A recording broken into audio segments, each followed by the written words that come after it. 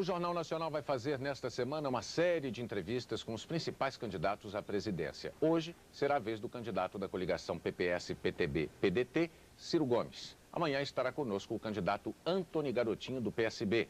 Na quarta-feira entrevistaremos José Serra, do PSDB-PMDB. E na quinta-feira fecharemos essa primeira rodada de entrevistas com Luiz Inácio Lula da Silva, candidato do PT e do PL.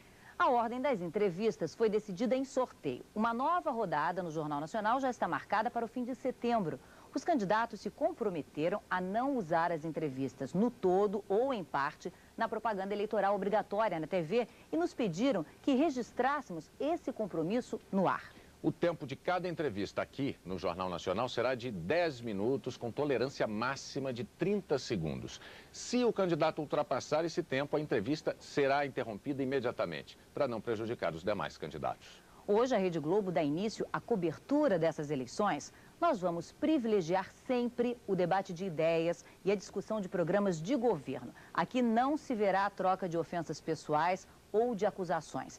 E o motivo é simples. O seu interesse, telespectador, eleitor, não está em saber quem ataca ou acusa melhor o adversário. Você quer saber simplesmente quem está mais preparado para governar o país.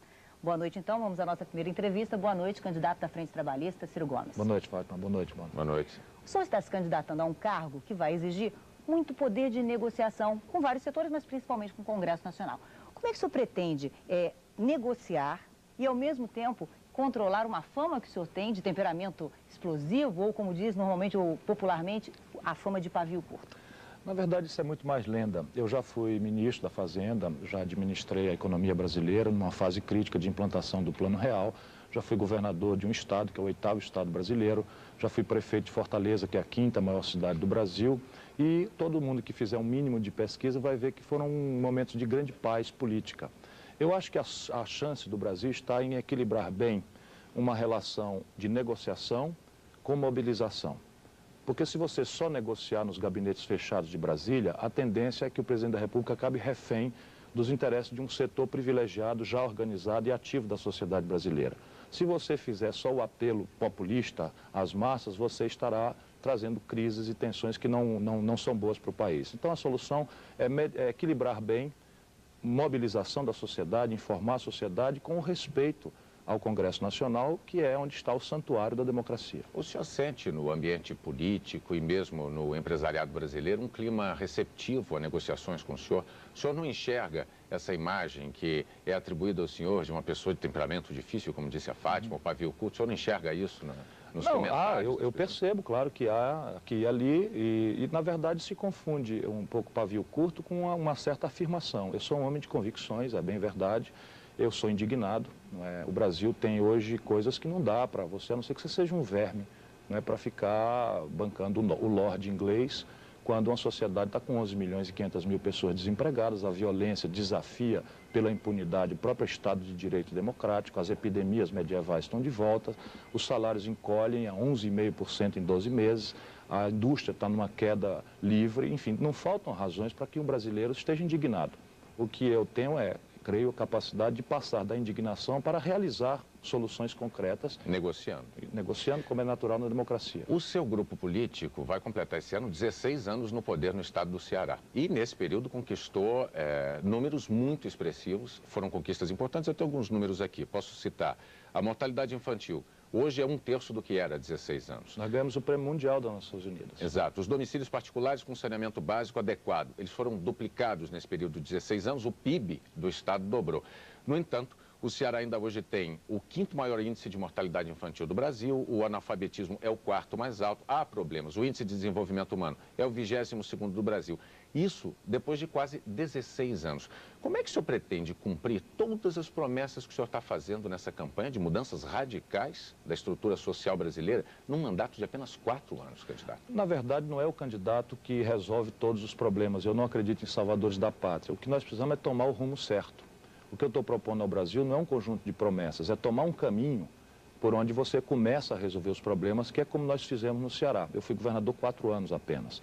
Os outros anos todos foram o governador Tasso Gereissati, que é um fenômeno. Com quem o senhor é aliado, somos bons amigos, alinhado politicamente. Nós somos bons amigos, embora ele seja do PSDB, não é? Agora, esse projeto lá tomou o Ceará nos estados mais pobres do Brasil. E nós temos, de fato, números relativos muito estimulantes, mas nenhuma ilusão de que você pode estalar o dedo e resolver os problemas do dia para a noite. Mas o senhor usou uma palavra importante, ilusão. O senhor não teme com as promessas que faz gerar uma frustração de expectativas lá na frente, quando terminar o mandato de 4 anos como presidente, o senhor não tiver atingido essas metas todas? Não, mas as metas são muito objetivas. Quem tomar o cuidado de olhar o nosso programa de governo, se você me permitir, os detalhes estão num site, ciro23.com.br, ali a gente fala em tarefas para serem desenvolvidas numa parceria entre Estado, iniciativa privada, sociedade civil organizada, porque não há milagre possível. O que nós precisamos, e dá para prometer, é uma inversão de rumo. É celebrar um novo projeto nacional de desenvolvimento preocupado em devolver ao país uma estratégia de crescimento econômico, enfrentar a miséria de massa e a pior concentração de renda do mundo, recuperar a soberania nacional. Nosso país está hoje vulnerável a ataques da especulação internacional e moralizar a vida pública brasileira. Cada um desses objetivos estratégicos tem metas que podem ser praticadas no curto, no médio e no longo prazo. Candidato, vamos tratar então de um ponto do seu programa, que é a renegociação da dívida interna. Você tem falado muito nisso. Vamos trazer para o mais próximo do nosso público quem tem dinheiro aplicado na poupança, quem tem dinheiro aplicado no investimento de renda fixa. Essas pessoas vão receber no prazo e com os investimentos combinados antecipadamente? Vão. Quer dizer, podem ficar todos os brasileiros sossegados de que, se tocar a mim o privilégio de servir a esse país como seu presidente, não haverá quebra de contrato, não haverá imposição unilateral de nada. Apenas o Brasil, levando bem para o popular, é um cidadão que ganha R$1.000 por mês e está devendo R$20.000 que vence amanhã. Então isto vai virar SPC, vai virar calote, se de fato nós não conseguirmos uma equação sem quebra de contrato, voltando a dizer, sem imposição, sem unilateralismo, mas uma condição em que você, recelebrando o modelo tributário, redesenhando a matriz de financiamento da Previdência, superando o rombo nas contas externas do país, você tem tranquilamente condição de obter um alongamento negociado, gradual, sem imposição dos prazos e apenas dos prazos de vencimento dessa dívida. Perdão, Sem quebra de contrato de nenhuma natureza. Mas o senhor não quebra contrato no prazo e não quebra contrato no rendimento previamente combinado, no caso de fundo de renda fixa, pré-fixado, como é que se dá essa negociação? O problema é o prazo. Então, veja bem, o atual governo, no modelo que eu considero errado, faz o seguinte: pega os R$1.000 do salário e paga os 20.000 com 1.000. Fica devendo 19.000 e pede por 3 dias 23.000 para pagar o saldo que ficou, a tal rolagem da dívida. Sai de lá sem os 1.000, devendo 23.000 e empurra o problema com a barriga por 3 dias. Quem não tem experiência fala em calote, fala em quebra de contrato. E eu fui o único caso de administrador público brasileiro que pagou 100% da dívida mobiliária do seu estado, quando fui governador do Ceará, com 15 anos de antecedência. O que nós podemos fazer?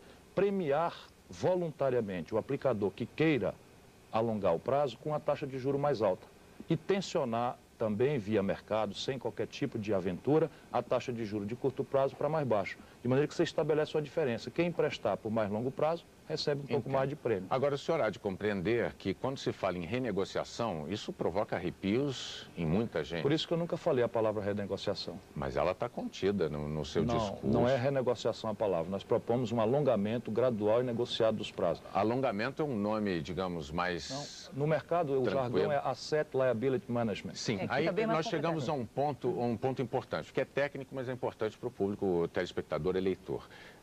O economista Fábio Giambiadi, ele citou recentemente exemplos de países europeus que passaram por situação muito parecida com a do Brasil em relação àquela proporção da dívida pública e do PIB.